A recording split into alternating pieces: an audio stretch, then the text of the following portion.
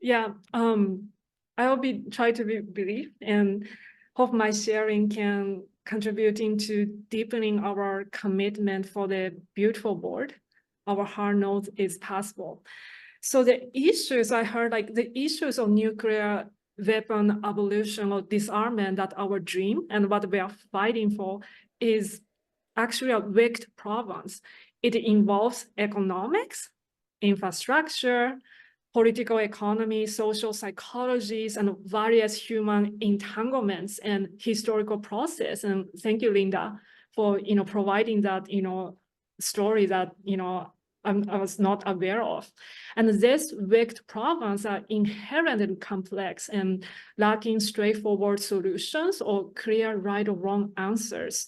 So I like to, in terms of reflection, offer one perspective among many, focus on economics, game theory, and governance to enhancing our understanding of this, wicked problem. And some of them has some linkages with what Gwen and Linda has spoke. So in a very simple term, economics should be an expression of our collective choices. And governance is concerned how we make choices together for the better future. And the government, the nation state, use governance methods like voting and other participatory approaches to make policy decisions. Idealistically, ideally, aim to really maximize the well-being of the greatest number of life. So in a well-functioning state and open society, a nation's decision should reflect the deepest desire of its peoples and communities, inside that border and beyond, because we are interconnected. And it needs to be pro-social and pro-life. But throughout the human history, a utilitarian view of life, whether it is towards a nature or other, nation state or social groups, has led to ecological crisis. We had 2 brutal world wars last century and persistent inequalities, in our modern history. So we must recognize and address these patterns. So let's start with economics. So economics is about, supply and demand. And in supply and demand economics, there can be a perverse incentives to manufacture demand for weapons in wars and conflicts to maintain lucrative supply chain like the military industrial complex, including these research institutions. So it's a very, very, disturbing, uncomfortable, fact, but there are peoples, companies, and government profiting from the war, from others' miseries. We have to, just acknowledge that. So next, let's explore game theory. So which game theory analyzes a situation where parties, like different people, agents, make interdependent decisions. It helps explain the dynamics of the arms race, a competition between nations to, let's say, possess the most powerful weapons. So the proliferation of nuclear weapons actually really reflects this great human predicament where, there's a lack of trust. Because of lack of trust, there's, what we call multipolar trap, where, each country acts on the near-term self-interest and end up diminishing the long-term sustainability of the integrated whole, the planet. So the same dynamics are at the root of, Gwen, you mentioned also about, climate change, and also, the tragedy of commons. So no one wants a nuclear war, then why we keep making the weapons? What is this, weird, driving force towards the race to bottom or all lose scenarios? Nobody wins. So, country A may think, I need to make nukes because country B and country C are making it. Country B may say, I need to make nukes because country C and D are making, so I need to build a more sophisticated version of the weapon that overcomes your, defense. I need to use my weapon to attempt to win the arms race. So this is underlying psyche. And it is basically, it is a psychological trap and forces that drive us to make an unconscious choice. So now with AI, actually AI has been deployed in weapons and various means to kill people, kill life instantly. And the fast growing technology of 21st century calls for urgent need for matching explosion of wisdom, and compassion and love to use the technology properly to protect and serve life. And to me, I'm definitely echo with all of you, this, possessing the nuclear weapon is a civilization heading towards a self-destruction.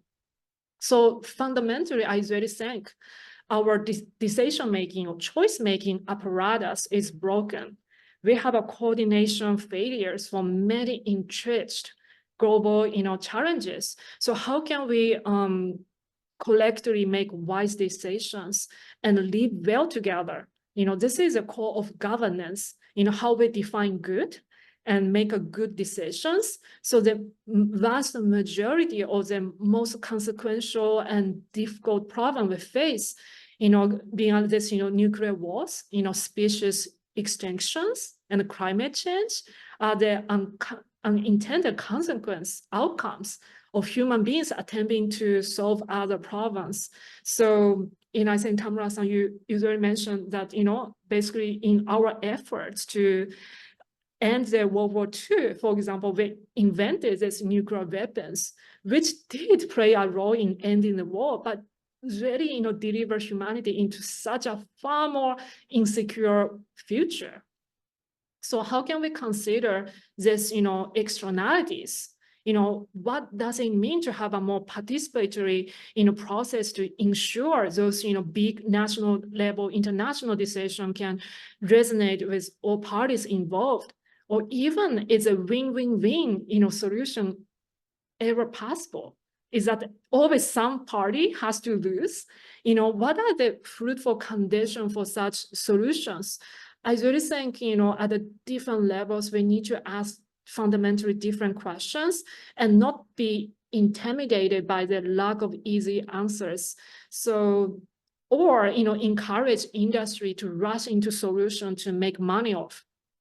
So the horrible, events of Hiroshima and Nagasaki definitely left us such a scar on human history. And Tamura-san, when I listened to your embodied experience, it's just so powerful. Like it really shook me to the core. And it's also important to remember that before Hiroshima in Nagasaki, Japanese military aggression caused immense sufferings with devastating impact on China, my home country, and other Asian countries. And this reflection is not about assigning blame or compare tragedies, but recognize that in wars, every single person, every single nation suffers and losses. So understanding this shared, human pain can help us working towards a future where such sufferings, basically, we are using human beings as a means to an end, or building up prosperity upon others' unhappiness and misery. And that is can never, repeat it.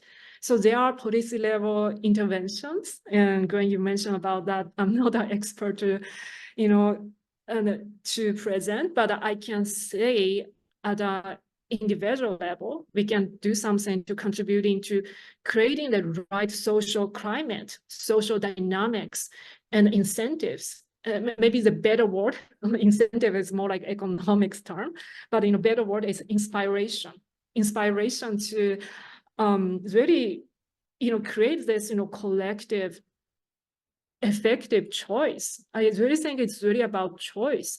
So remember in the very beginning, I mentioned about how the vector problem have no easy or linear solutions. So we never know how each sincere actions can create an impact or morphic resonance in the complex living system named, society. And personally, I really believe no one dies in vain, and every death contributes into elevating the human consciousness.